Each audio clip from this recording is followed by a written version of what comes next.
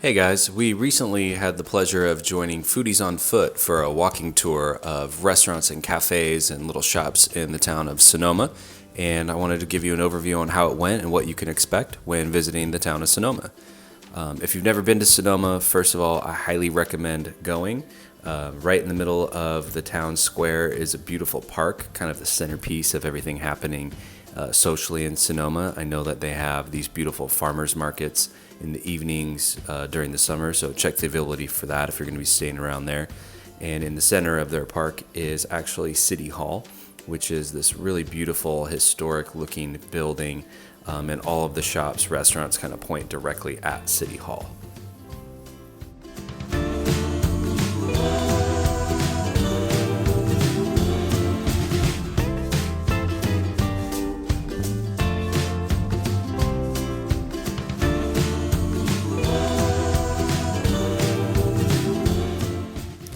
Beyond the great restaurants, there's incredible shopping around the town of Sonoma. But of course, today we are here to eat, not necessarily shop. So our first stop is at the Basque Boulangerie, this incredible little bakery and cafe right on the square. The first thing I noticed when we walked in was that all of the pastries just look absolutely perfect. They bake everything themselves. The place is full of locals gathering. We were there right around 11 in the morning, so we definitely grabbed a cup of coffee. And with the Foodies on Foot experience, it included a pretty hearty slice of the world famous beehive cake that the bakery is known for. I'm glad I saw it as a slice because the cake itself looks pretty intimidating. We actually ended up taking some to go. It was fantastic though.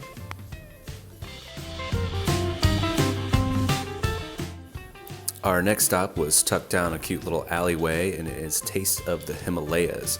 A pretty incredible stop for us. I think most of us favored it on the tour. So super small, very authentic, cozy little restaurant. It was kind of chilly outside. It was nice and warm inside, and we started off with some incredible samosas. They were just to die for. I wish I could remember more about the food, but it was kind of a long day, but I just know that that was my favorite. And then a nice little dumpling came after that with some incredible dipping sauces. And then we carried back down this alleyway towards the remainder of the square.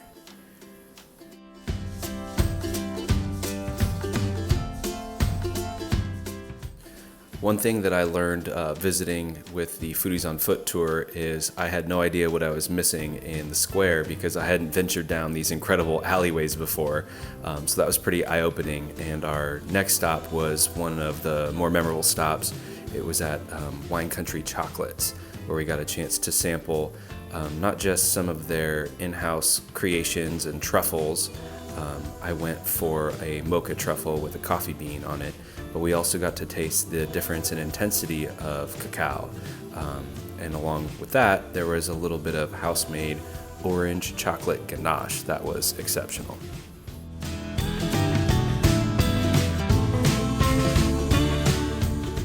On our way to our fourth stop, which was just a couple blocks off the square, I think everyone was pretty surprised and delighted how quickly the landscape went from a normal downtown business district to this farmland district with Clydesdales and open pastures, which were right next to some pretty historic buildings. And our fourth stop was, I think, my wife's favorite, the Vella Cheese Company.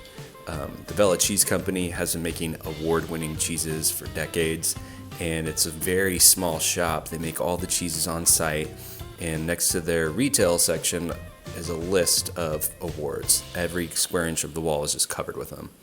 So we actually ended up sampling about 6 different cheeses here, including my favorite, which was the Toma that I'm grabbing there. We actually took some of that to go. It was too good to pass up. But one thing I really enjoyed about the Vella Cheese Co. is that they are tried and true local company and everything's done on site.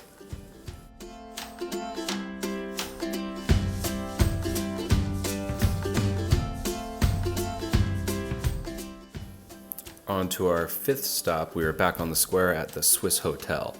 This was my personal favorite stop for ambiance. It had everything I looked for. It had some really incredible history, a beautiful dark bar, which I think everyone needs, and then a very classic, almost rustic looking dining room serving up mainly Italian fare. We had some really incredible mushroom polenta which was fantastic on this cold day. Everyone was stuffed after just one bite.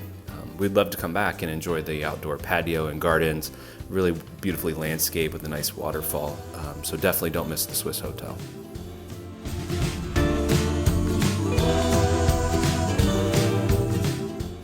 Stop number 6 wasn't a restaurant, actually. It was this incredible kitchenware store called Sign of the Bear. You name it, they have it. They are full to the brim with trinkets.